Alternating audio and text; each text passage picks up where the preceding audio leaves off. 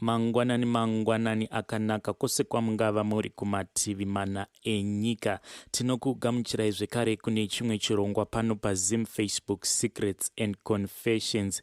Veduweka kana motorana mavideos muri panguva yebonde, make sure kuti munozochengetedza marunhare mbozha enyu, nekuti foni idzodzo dzikazobiwa ndipo panozolikiswa mavidhiyo. Izvezvi mastreets epafacebook ari kupisa, ari kubvira moto. Pane mavideos amukoma levels ari kusekuleta pamasocial media, kunyange isu tangoforwardirwawo zvikanzi mukoma Nashi wonaika zvaitwa namukoma level izvo zvakangooma hazvo. I really hope kuti kwavari ikoko they are safe, nekuti kana mavideos ako akasekeletwa sekudai ndipo paya panozobva nyaya dzekuti vanhu vanozokomita masuicide. Kune vaya vasingazivi mukoma levels, vanoshandidzana nevekuChillspot Records vachiita zvekuproducer mimhanzi yezim danso. Regai tibva tapinda mumaconfessions edu emuzuva ranhasi. Hanzi, hello mukoma Nashi, I need your help. Tichitaura kudai ndiri pakaoma, kutoilet chaiko ndiri kutadza kuenda nekurwadziwa. Ndasvika pakuzoridza mmere nguva yandanga ndichiita pupu. My husband forced kuita bonde nekunzira yekunobuda netsvina. Ndakamboramba akati kana ukaramba I will find mukadzi anozvida. Ndakazongoshingirira zvairwadza, but iye airakidza kuti he was enjoying so much. Saka tonight ati anoda again. Hanzi ndiko kuti ukasike kujaira. Please ndoitawo say I am confused kuti murume wangu ambonyatsopindwa nemweya rudzwai. Ndiri kukumbirawo advice yekuti ndobvuma here kana kuti kwete. Please don't share my name. Also notify me when you have posted. Ndiyo yanga iri nyaya ya ID. Kunewe ID ndinongoti, if you do not feel comfortable about this, my sister, garai mabudira your husband pachena kuti aiwa inini aisiriyo nzira yandinoda kuita bonde nayo. Regai tibva taenda panyaya yedu inotevera. Hanzi, hello admin, hide me please. Ndauyawo nenyaya yangu inondibata pamoyo sometimes. Ndakaroora umwe musikana, so before tisati taroorana ndakamubvunza kuti ko background yako yakamira sei, oro kana kuti paumire wakamira sei, because handidi zvinozondinetsa mangwana. Ini ndakamuudza zvangu zvese uye aitoziva cause aimbosvika kuarea kwangu tisati tadanana. So iye akandiudza achiti handina kumbogara ndaroorwa, asi pane munhu waida kundiroora zvino zvikazokona. Ini ndikati wo. So ava kumba kwangu after 4 months ndakatombonzwa kuti ainge akatomboroorwa akazobvako. Ini ndokumubvunza akati ndaisada kukuudza chokwadi nekuti ndaitya kuti unozondiramba. After that ndakazoita WhatsApp neline rake ndokuona new number dzichiti ko ndeipi, ndokumubvunza kuti ko uyu ndiani. Iye akati he was my classmate. So ndakazoti chimbodzokera kumusha kwenyu umbonoita nezvemaclassmate ako. Iye ndokuzoti rega ndikuudze chokwadi, ndaimbodanana naye but ndakazomuramba. So aida namba dzangu achikumbira friend yangu, but ndakaudza friend yangu kuti usamupa namba dzangu, asi akazongopiwa namba dzangu idzodzo neshamwari yangu.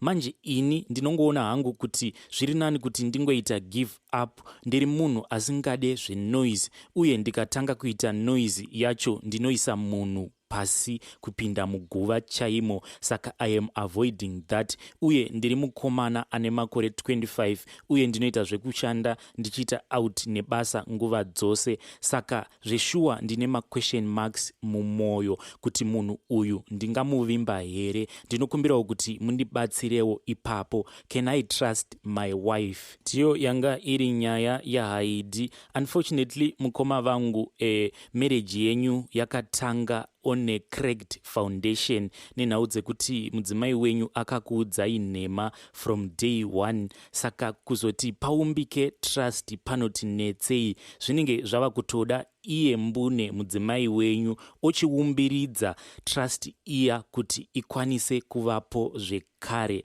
Regai tibva taenda panyaya yedu inotevera. Hanzi makadii mukoma Nashi, isu tadzingwa nalandlord wedu mushure mekunge tauraya nyoka. Chaitika ndechekuti vana vanga vachitamba semazuva ose vari pasi pemuavocado uri pakati pechivanze. Saka vana vabva vati, tarirai nyoka iyo iri mumuti. Isu tabva tabuda panze, but nyoka iya yabva yangonyangarika. Tikazongoona yava pazasi pesinki patinosukira ndiro isu semaroja. Saka nyoka iyi yanga yakazvimoneredza pamapipes. Tazotopisa taya pasina nguva tikabva taishaya kuti nyoka iyi yainge yaendepi. Zvose zvichiitika izvi landlord vedu vanga vari kuchechi, but pavangodzoka taona kuti vanga vakakwatuka ruoko nekutsva. Vabva vatanga kupopota vachiti, ko abatidza moto pamba pangu ndiani? Mose by 1 December out, pamba pangu handichadi munhu. Tamboti zvimwe kuda kutamba, asi kwazotouya mwana wavo mupurisa akabva atikumbira ruregerero. Asi abva ati, ndinokumbirawo kuti kusvika musi wataurwa naamai vangu munge mabuda payadhi pano. Saka usiku huno pane umwe muroja azoona nyoka iya padhoo pake. Patada kuirova, landlord vangobuda mumba vachiti ko zvamune nharo naimi kasi manditumwa. Vabva vatora patapata ravo vakabva vatanga kunakura nyoka iya vachienda kuseri kwemba. Imi zvanga zvichityisa zvanga zvichiitwa nalandlord. Cobra iyoyo haina kana kumbosimudza musoro kuti ivarume kana kumbofutisa pahuro zviya zvinoita cobra zviya. Apa vachiinakura kudaro vanga vachingoti munoziva kuti tapererwa kushaya kana remuromo. Ameno kuti mwedzi uno zvinopera mushe here. Ndiyo yanga iri nyaya yaHaidhi. Mubvunzo wangu kwauri Haidhi ndewekuti, saka makamirira kutanga maona umwe wenyu achiita chimukuyu here? Dai makasika kubva pamba pevanhu vedu weye zvakangooma. Hanzi landlord vanga vachita kuti hei, ko zvichimboitirweiko naye? Saka zvinoreva kuti landlord ava mwoyo wavo newenyoka chatova chinhu 1, nekuti hanzi patapisa nyoka iyi landlord vanga vakatotsvawo paruoko. Regai tibva taenda panyaya yedu inotevera. Hanzi chitupa rasai ndapota. Ndiri murume ane makore 42, ndiri kugara kuMozambique. Gore randakasvika muMozambique maiva muna 2000 ndichibva nekuSouth Africa. Ndakasvikoshandira mumwe murungu nekuti ndaida chitupa. Murungu uyu ainge ane kambani yake yaiita zvekuvaka. Akazowana basa rekunogadzirisa matoileti pane rimwe Jeri reVakadzi. Ini ndakasarudzwa kuti ndiende kunoita basa ikoko. Matoileti aya aiva mupaseji, saka vasungwa vaivharirwa kuti vasapinda mumapaseji, but between us painge paine mairon bars. Vasungwa ava ndokubva vaisirwa zvimatoileti zviya zvekuti kana zvikazara zvinotorwa zvonokuturwa. Vasungwa vaigara vasina kupfeka zvekuti pakutanga zvaindiremera kushanda. Vamwe vaiuya pamabhazi aya vobva vatanga kukotama vachivhura nhengo dzavo vachikumbira kuita bonde neni. Izvi zvinhu zvakaitika kwe3 days, asi ndaingoshinga. Rimwe ramazuva ndakazosvika pakugumirwa ndikabva ndaita bonde neumwe mukadzi nepama iron bars, rikazova basa rangu. Pazuva ndaitokwanisa kuita bonde nevasungwa vaviri. Chaindishamisa, vasungwa ava vaisarwa nekuti vaitoita mutsetse kuti vaite bonde neni vachipanana mukana. Chakazoitika ndechekuti ndakamitisa vasungwa vanokwana ivo kuita 35. Ndaona kuti zvainge zvashata, ndakabva ndatiza ndikaenda kunogara kune imwe province. Ndakagara musango ndichitsvakwa for almost 5 years. Vana vakatozvarwa vakaendeswa kune imwe crash vachichengetwa senherera. Nhasi zviri kundirwadza mumwoyo mangu zvandakaita, handikwanisi kuzviregerera. Chimwe chandava kutya, vana vandiinavo havazoroorani here nevana vandakaita nevasungwa, nekuti vatokura. Mwari ngavandiregerere nezvandakaita. Ndiyo nyaya yaHaidhi. Kwamuri mukoma vangu ndinoti dai zvichibvira madzokera munozvisa mumaoko emapurisa izvi munenge makuzviitira kuti vana venyu vazive kuti baba vedu ndiani, dzinza redu rinobva nekupi, nekuti kana mukasadaro vana ava mukukura kwavo vanokwanisa kuzoita mashura, votanga kudanana pachavo, nekuti izvezvi vagere kwavari kugara vamwe vacho vanokwanisa vava kutochivana nekudanana nekuti vana. Regai tibva taenda panyaya yedu inotevera. Hanzi, hello mukomanashi, please hide my ID. Inini I think I'm sharing the same room nemukomana anoita zveungochani. This guy akavhizita kumba kwedu because he is on attachment, but I suspect kuti ingochani nekuti sometimes zvaanondiitira handikwanise kutombozvinzwisisa. I am sharing the same room naye and he sleeps on the floor and I sleep on the bed. When I come home from talking to girls, I then see similarities in communication because sometimes he acts like a girl. I see these similarities in communicating with him. I don't know kuti ndoita sei. Sometimes I feel like kumurova nesimbi mumusoro akarara. My parents demanded that we share the same room, but inini handisi kuda because I think kuti munhu uyu anoita zveungochani. Ndakambotraya kumuudza kuti boss endai kwenyu mega. And I said kana ndirini ndine pfungwa dzakasviba ibva pandiri, but anoramba achiswedera padhuze neni and he keeps talking to me achita zviya zvekundizevesera, but ava kundibohwa manje. I feel like I am going to injure him very soon. Ameno kuti ndoitawo sei, ndinokumbirawo help because it's urgent. Ndiyo yanga iri nyaya yaHaidi. So Haidi, sezvo wati nyaya yako iri urgent ende iwewe kana usingadi zvinhu izvi zvauri kuitirwa nemunhu uyu ari kushare newe room yako, show him, tell him kuti aiwa izvi handizvidi, violence is not the answer. Saka tora magumbezi ako enda hako unorara mudining kana kutorara hako pasofa, even mukitchen enda hako unorara ikoko. But kana uchiita zvinhu izvi, please ndinokumbirawo kuti treat your guest with dignity. Anokwanisa hake ari ngochani achiita zvekurara nevamwe vanhurume, but at the end of the day chisikwa chaMwari. Ndabva ndafunga mashoko aya ari mubhaibheri anoti, I came into your house thirsty but you did not give me water. I came into your house hungry but you gave me nothing to eat. I hope kuti ndakota vhesi sezvazviri. Kune vaya vanonyatsoziva tinokumbirawo kuti mutinyorere bible verse iroro. Regai tibva taenda panyaya yedu inotevera. Hanzi, hello mukomanashi, ini ndinoda kureurura kuti ndakadya mari yandainge ndatumirwa nemunin'ina wangu achiti nditenge stand. Zvakaitika ndezvekuti sabhuku wedu ainge akati achandipa stand iyoyo nehalf price, then imwe yacho tobva tagovana ini nasabhuku. So ini ndakabva ndangototanga kutapudza mari iya ndokutotanga kushandisa share yangu, then sabhuku vakazongomuka vakatengesera mumwe munhu stand iya apo pa 3.5 US ndangosara ne700 US. Manje kwekuchiiwana handisisina. Ndava kutofunga kuti munin'ina wangu ndimuendere kunguo tsvuku ndigare ndangomubaisa netsono achiri ikoko kunyika kwaari kushandira ari. Haidi, I know kuti mukoma vangu zvamakaita was very wrong, but iyi yamava kutaura yekuti muroda kuenda kunguo tsvuku munobaisa munin'ina wenyu netsono, iniwo sasahwira ndapfugama pamberi penyu ndichikumbirira kuti dai makwanisa kudzora moyo wenyu. Ndinokumbirawo kuti fungai mhuri yemunin'ina wenyu kuti kana munin'ina wenyu akabayiwa netsono akanzi afa, komhuri yake inosara ichirarama sei? Saka ndiri kukumbira kuti chingotauriranai. Mari yagara inoshandwa imwe, asi upenyu munhu unongorarama kamwe chete. Saka I am begging you kuti aiwa musaenda kunguo tsvuku kuti muparadze upenyu hwemunin'ina wenyu. Ndiyo yanga iri confession yaHaidi. Regai tibva taenda panyaya yedu inotevera. This one was just a short message. Hanzi, hello Nashi, hope dzangu dzaramba kubata. Ndaitawo mistake ndikabva ndaisa video revanhu vari vari kuita bonde pawhatsapp status. Ndatombozama kuuninstalla whatsapp yacho but vanhu vari kungoti video iroro richingoripo. Please help me, nekuti even vanyarikani vatovhura video iroro handizivewo kuti ndoita sei.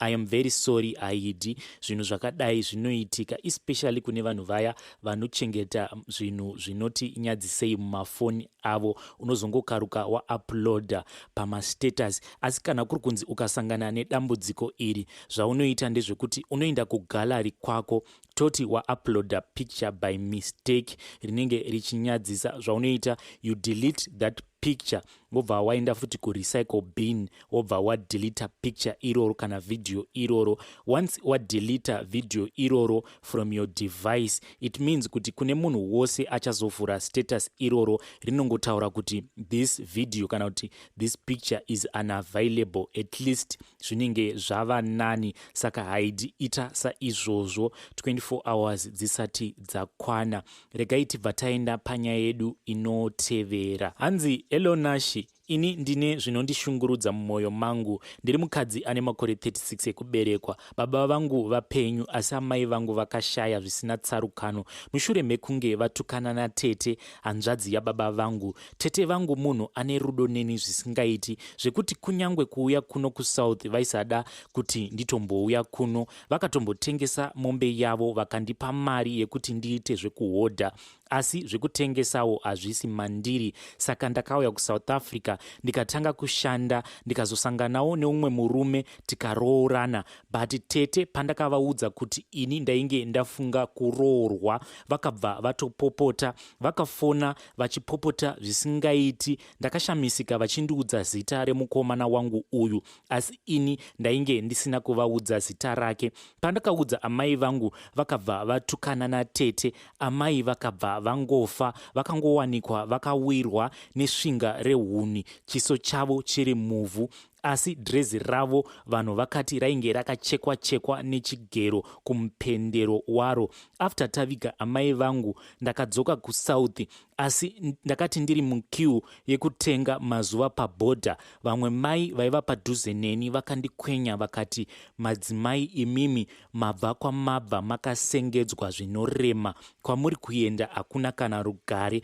Ndakati ndatoisa mari yangu mupasipoti kuti nditenge 3 months, asi ndakadhindirwa 5 days. Ndakatomboedza kuchema-chema asi ndakadzingwa. Ndakazama kutsvaka madzimai vaya asi ndakavashaya. Ndakazokwira hangu ndikaenda kumurume wangu, asi ndakati ndichisvika ndakasvikogamwa nemubvunzo wekuti saka kwako kungwara here kusada kundiitira mwana. Kubva ipapo tazama, asi mbereko yaramba, mumba hamusisina rugare. Saka ndakazofonerwa natete vangu vachiti, muzukuru ndiwe wega wakasunga upenyu hwako, chingogamuchira ruoko rwegudo ukwanisewo kuita mhuri yako. That same night ndakabva ndarota tete nevamwe vakadzi vakapfeka zvinhu zveblack vachinditi, tora ruoko urwu, mimba inobva yabata. Mukomanashi, izvezvi it's 3 am. Ndapepuka ndichidikitira mushure mekunge ndagamuchira chiruoko chegudo. Apa mumba mainge mune chiremwa-remwa. Ndavhura dhoo nemawindo asi charamba kubuda.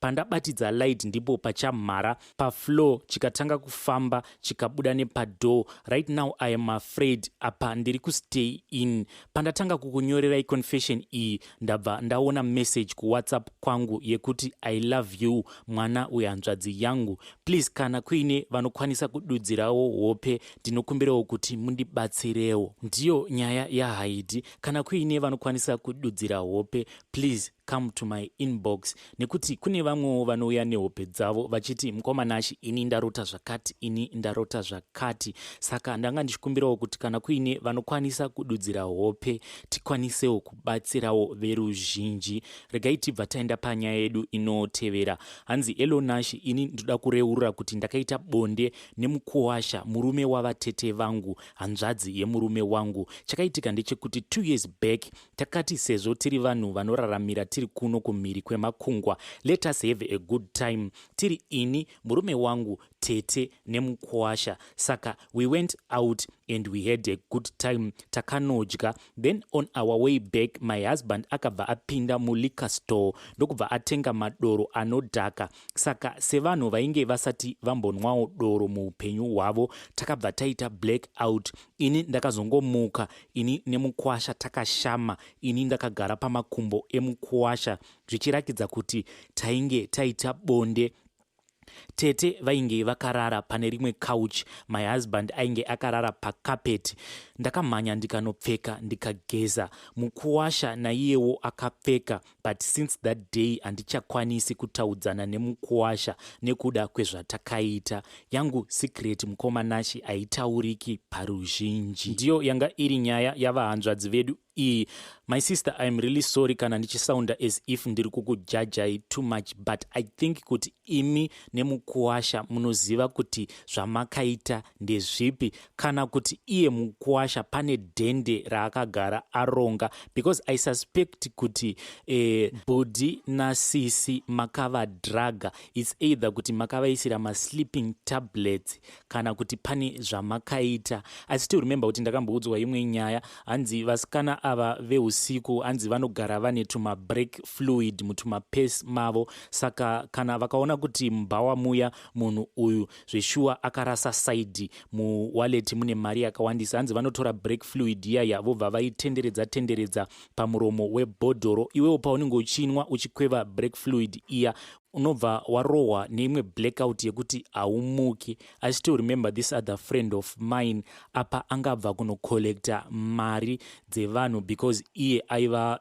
koporo kukampani kwake, kusecurity company kwaaishandira, saka ndiye aikolekta mari mumaclients. Saka mino takapindwa nemweya upi, akangoti achibva kunokolekta mari kubva mumaclients akabva apfuura nekubhawa. Vasikana veusiku vakabva vaona kuti apa mari iripo, vakabva vamurovera staira iyoyo. Takazomuona mangwana makuseni ari naked, akangorara hake pafloor mumba make, ende protector yaitova panhengo yake. Vasikana vaya vakangomuita zvavakamuita, vakabva vamubira mari iyoyo yose ndokubva vaenda. Ndipo pandakazoresearcha ndikaona kuti vanoshandisa break fluid. Regai tibva taenda panyaya yedu inotevera. So this following story yakatumirwa this other listener of ours. She is Ndebele speaking, so she sent me a voice note. She was speaking in Ndebele, so I tried as best as I could to translate what she was saying into English. So let me read that confession out in English. She said, "Hello Nashi, please post this for me. I am a young lady aged 28. 9 years back, I was gang raped in a high-density area in Chitungwiza. I was on my way from a local school a little bit late since I was attending afternoon sessions. On my way, a group of boys attacked and gang raped me. Afraid of the stigma and discrimination, I chose to stay quiet. A few months later, I then realized that I was pregnant. Then I tended to speak, but my mother rebuked me. She said that I had been sleeping around with the boys and refused to hear the side of my story. I was desperate to an extent that I had an illegal abortion. Throughout these years, I lived with the guilt of killing that child. Now that I am married to an understanding man, since I have been married for 5 years, my in-laws are expecting me to bear a child for my husband. But sadly, every time I get pregnant, I end up having a miscarriage. My husband is a doctor and he has taken me to a lot of gynecologists. I was then diagnosed with HPS and I can never be able to bear a child or carry a child till full term. My family doesn't approve of surrogacy and my mother-in-law suggests that my husband gets another wife. I'm so confused and I don't know what to do. I am in deep trauma of losing my husband. This thought of losing him is killing me day by day. This was a confession from our dear sister. So we will end today's program on this sad note. Please help me out in the comment section as we try to give our sister counseling so that she can heal from this pain that she is going through. Dear listeners, until we meet again, we just say happy secrets and confessions.